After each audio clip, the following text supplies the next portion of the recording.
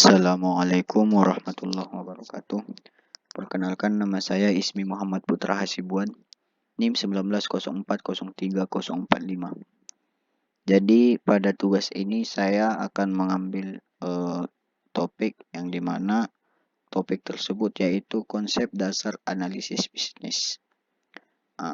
Analisis bisnis tidak lepas dari kata-kata analisis laporan keuangan. Seperti yang kita ketahui, analisis laporan keuangan ataupun financial statement analysis adalah analisis yang dilakukan guna menguji keterkaitan angka-angka akuntansi dan tren angka tersebut dalam periode waktu tertentu. Dari pernyataan tersebut, kita dapat menarik beberapa pertanyaan, yaitu yang pertama, mengapa dilakukan? Apa tujuannya melakukan analisis laporan keuangan? Yang pertama, menilai kondisi keuangan dan hasil usaha perusahaan masa lalu, masa sekarang, dan prediksi yang akan datang. Jadi di sini tujuan dari analisis laporan keuangan itu supaya kita mengetahui apakah perusahaan tersebut melakukan penaikan dalam finansial, dalam keuangan, atau melakukan penurunan. Bagaimana keadaan keuangan di masa lalu, bagaimana keadaan keuangan masa sekarang, dan apakah yang akan terjadi pada keuangan masa yang akan datang pada perusahaan tersebut. Yang selanjutnya yaitu menilai kekuatan dan kelemahan keuangan perusahaan. Di sini laporan keuangan juga, analisis laporan keuangan juga dapat menilai kekuatan dan kelemahan keuangan perusahaan tersebut. Misalnya perusahaan A lemah dalam menarik para investor, sehingga tujuan untuk mencapai laba yang setinggi-tingginya kurang tercapai. Kekuatan dari perusahaan B mampu menarik para investor, sehingga keuangan di dalam perusahaan tersebut semakin meningkat dan semakin kuat. Kira-kira seperti itu. Dalam analisis laporan keuangan, kita dapat menentukan apakah keuangan perusahaan tersebut lemah ataupun kuat. Kira-kira seperti itu. Selanjutnya, analisis bisnis.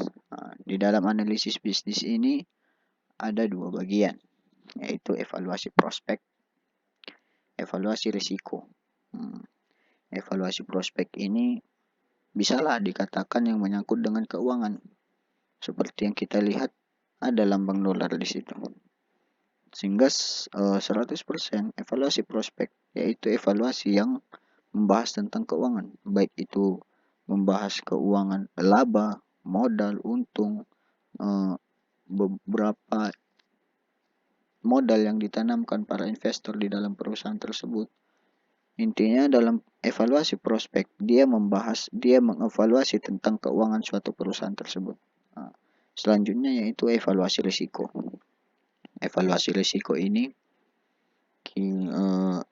apakah perusahaan melakukan evaluasi apakah risiko yang akan terjadi jika perusahaan mengambil tindakan tersebut, apakah menguntungkan ataukah merugikan. Sebenarnya pengusaha, wirausaha yang hebat itu pasti bisa mengambil keputusan yang tepat. Dia siap mengalami risiko, tetapi dia harus mengevaluasi, memikirkan risiko apa yang akan datang. Apakah dia siap menghadapi risiko tersebut? Tentunya seorang wirausaha yang kuat pasti siap menghadapi risiko tersebut. Selanjutnya datanglah pengambil keputusan bisnis. Pengambil keputusan bisnis ini ada beberapa orang atau beberapa pekerjaan lah. Yang pertama investor, kreditor, manajer, analisis merger dan akuisisi, direktur, regulator, eksternal auditor, pekerja atau serikat pekerja, dan lawyer. Selanjutnya, framework analisis laporan keuangan. Seperti yang saya katakan tadi, guna dari laporan keuangan itu yaitu menilai lingkungan bisnis. Menilai lingkungan bisnis. Di dalam laporan keuangan kita memang membahas tentang menilai lingkungan bisnis, membaca dan mempelajari laporan keuangan dan catatan atas laporan keuangan, menilai kualitas laba, analisis laporan keuangan, memprediksi laba atau cash flow masa mendatang. Selanjutnya yaitu analisis industri. Di dalam analisis industri, maksud dari analisis industri ini yaitu melakukan analisa kepada industri-industri, baik itu satu industri ataupun dua industri, ataupun perbandingan seluruh industri yang berada di suatu lingkungan. Dalam artian analisis industri ini berguna untuk mengetahui kondisi industri itu bagaimana. Yang dimana kita melihat di sini analisis potensi laba berdasarkan kondisi industri. Pasti potensi laba perusahaan B sama perusahaan A pasti berbeda. Kita lihat kondisi industrinya bagus atau tidak. Apakah dia mengalami kejayaan atau hampir bangkrut. Pasti potensi labanya berbeda. Yang kedua, setiap industri memiliki profitabilitas yang berbeda tergantung dari keunggulan yang dimilikinya. Yang ketiga, kompetisi industri dengan industri lainnya akan mempengaruhi profitabilitas industri. Kompetisi dalam industri akan mempengaruhi profitabilitas masing-masing perusahaan dalam industri. Struktur pasar dalam suatu industri menentukan apakah perusahaan dalam industri tersebut dapat memperoleh laba yang abnormal. Kondisi perekonomian mempengaruhi profitabilitas industri dan perusahaan. Selanjutnya, aktivitas bisnis yang dilakukan di dalam suatu industri.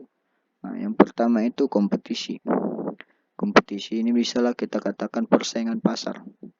Apakah industri tersebut bisa memenangkan atau bisa mengikuti kompetisi di dalam pasar itu secara sempurna? Banyak perusahaan di Indonesia yang gulung tikar karena kalah di dalam kompetisi pasar.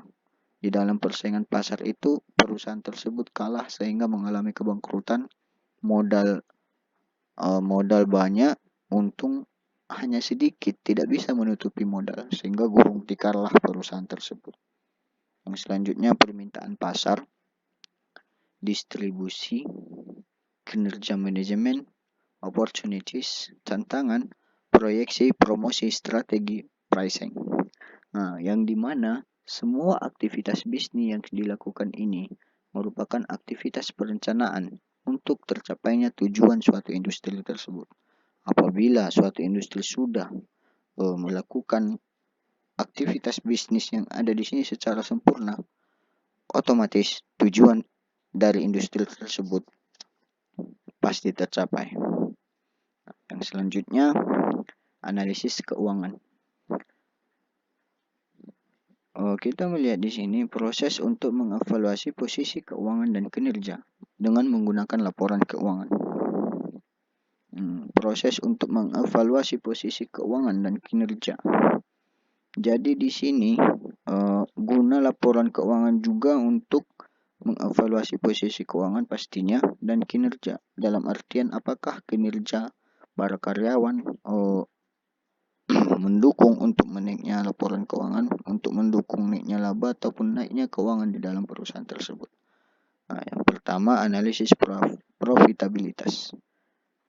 Di sini merupakan evaluasi pengembalian investasi, analisis risiko, evaluasi risiko dan kemampuan membayar, analisis arus kas, evaluasi sumber dana, dan penggunaan dana.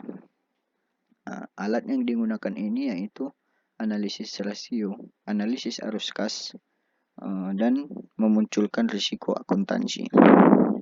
Prospective analysis, process to forecast future payoff business environment and strategy analysis, accounting analysis, financial analysis, and intrinsic value. Dan cukup sekian presentasi saya pada kesempatan ini. Kurang dan janggalnya saya mohon maaf. Assalamualaikum warahmatullahi wabarakatuh.